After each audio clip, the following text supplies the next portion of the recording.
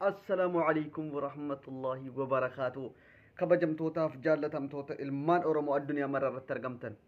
دوغان سنين جرا بقى جمدان حرس وان أجايباتي وان كل فيشيسا توكو قبدين فين جرا واهي أجايبة سالي أسامي سرب أجايبة توكو قبدين فتجرتي إني سمال جرا كان جرو في سربي أندو عالم gosa miliyoona tokko guyyaa torba keessatti abbaan rikardii ammas rikardii qabatee itti fufee jira waan ta'eef Oromoo kiyya baga gammaddan isinii jedha Dr. Abduseen bum bum bum bum bum abbaa Oromoo welcome hundi keessanuu taappii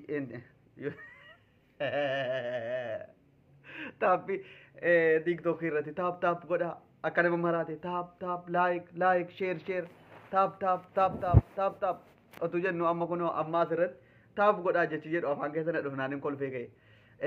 laayikii godha akkuma seentaniin laayik galatooma warri laayik godhaa yennaa yeddoo kana laayik godhaa jirtan waa'ee saaliyaarraa isin dubbanna waa'ee artistii Oromoo kanarraa waa'ee fiilmii maal gochuu qaba kan jedhu irraa isin dubbanna jechuudha dubbatamuu qaba semmoo irraa bum dhukaafamuu qaba hin dhukaafna dhukaasa keenya dhukaasa ajaa'ibaa dhukaafna jechuudha Abdusiin har'a kaayiroo irraa boombii darbuuf deema Finfinneetti artistoota Oromootiifis ergaa ajaa'ibaa dabarsa jechuudha. Egaa Andu'aalam Goosaa keenya gungumee 90 si caajabe gungumee na gungumee walooma sirbi jedhu miliyoona gale basinti kan guyyaa torbatti laayikii 60,000 dhiyaatu 59,000 ol horachuudhaan Oromoon dammaqee jira maaltu sitti dhaga'ama Oromoo mee gammachuudhuma dammaquu heeti aartii kan kee guddifachuu irratti qabdu mee gizee tokko of galateeffadhu raasiin amasgin akkuma taraa artiistota warra Tigraay warra Amaaraa caalaa torbii tokko keessa artiistota kan kee miliyoonaan lakkaa'ufsisuu jalqabuun kee dammaquu kee si argisiisa ati qofittiin hin dammaqne artiistonni Oromoo illee hin dammaqani akkamitti dammaqan yoonaan jette artiistonni Oromoo akka isaan itti dammaqan dullaa lafa kaanii sirba qabsoollee yoo sirban haala nama seenuu danda'uun akka namni addunyaa ilaalee sirbi kun akkamitti akkana ta'e jedhuun sirbuu jalqaban kanaaf addunyaan dammaqxe dhageesse sirba kan kanaaf Oromoonni illee dammaqe duraan magaalaa keessa seenaatii istaandaardii isaa haala eeggateen hojjedhaa Oromoon miliyoonaan an waggaa 3 dura yoo viidiyoo koo dhaggeeffatanii ta'e duula jabaa gaggeessaan ture akka dhugaa dubbachuutti anumti of jajuuf otoo hin taane Oromoo dullaa lafa kaa'itii haala istaandaardii Oromoon yeroo hunda dullaa baatee boottii qofaan sirbuutu hin taane sirba Oromoo fakkaatu yesalaxxane kan yeroo wajjiniin deemu sirba siyaasaas haa ta'u sirba jaalalaas haa ta'u bum godhaatii dhukaasaa jennee turre achumaan hojii irratti jijjiirtan Oromoonis dammaqee isin duuka ka'e. Andu'aalam Goosaa sirba 3 baase waggaa tokko kana keessa sirbi isaa 3 kara miliyoona 9 miliyoona warri miliyoona 5 olii malee hin jiru sirbi akkasii sirba jechuun Oromoon akkasitti gaafa artiistota isaa jajjabeeffatu artiistonni illee kan kana caaluun hojjennee akkamittas baana akka Oromoon kanaa olitti miliyoona 100 daawwachuu danda'u akka baay'ina isaatti fayyadamee akkamitti akkas goona jedhee dammaqa jechuudha yoo dammaqne amma saaliyaa saamii sirbaa abbaayaan kan keenya nutu injifataa way jedhu way qabattee dhufte laayikiin si cufaadha koomentii si cufaadha namni Oromoo gane maaliif iyyuu akkasitti saalfataa jedheetaniin of taajjabaa ture namni Oromoo gane akkamitti akkasitti of taajjabee of dhoksee laayikiin akka namni hin argine cufaadha koomentiin si cufaadha viyuun si namni meeqa akka laale hin mul'atu wallaahi imimmaan qabachuu dhabe warabbal kaabaa an saaliyaa saamii akkasitti Oromoo sodaatte koomentii girrisoota kooti koomentii kana sodaattee cufuun isiiyyuu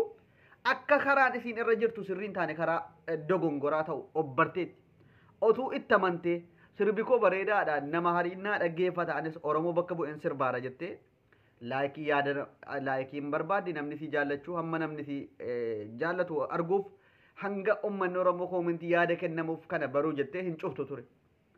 isiin dirqamatti kenname qofittii sirbuudha bakka abareeduu hadhiisu yaannitti kennamu sirbaa jirti cal jettee tum sirba Oromoo immoo komiis irraa qabnu itti dhiyeeffanna jaalala qabnuufis hin dhiyeessina amma kan ajaa'ibaati bara Oromoon kun maraatee jira sirba Taaddalee Gammachuu akkuma kana guyyaa torbootuun ga'e miliyoona seensiftanii bar maal taatan garuu akkamitti akkana dammayxanii ibidda taatan ibidda nyaatanii giimii tufuu jalqabdaniitu bar isin dhadhabneerra dhugaa rabbi oromoo jam amma kan nurraa eegamu maali beektu fiilmii oromoo qofitti amma irratti hojjechuu kan qabnu feesbuukii irratti maal irratti kan oromoo irraa eegamu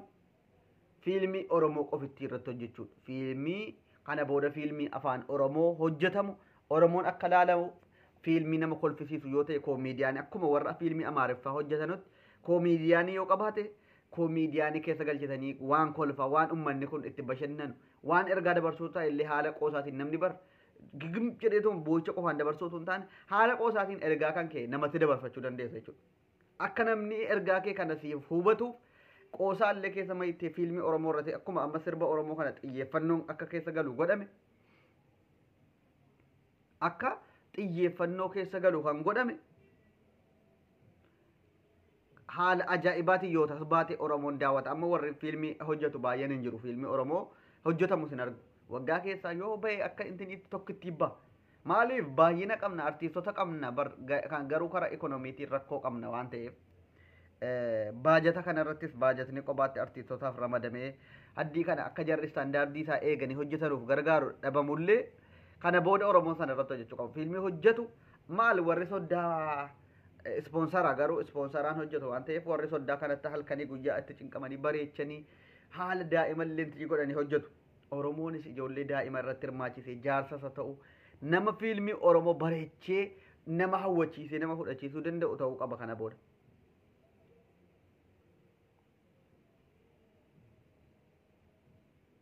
Ta'uu qaba.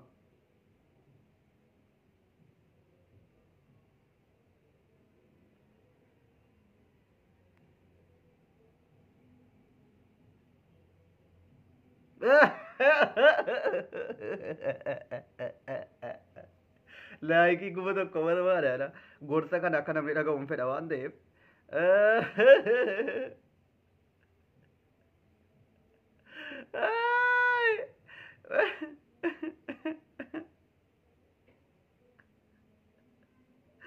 Maaloo laayikii godha. Saalii Asaamii biraan naaf gaa waan siin laayikii siitiif koomentii si cufatte kanarratti yaada kennadhaa sinillee yaada keessan hin barbaada.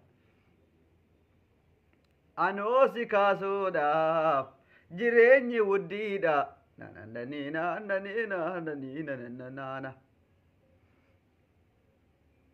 Barmeel yixeef kimmir.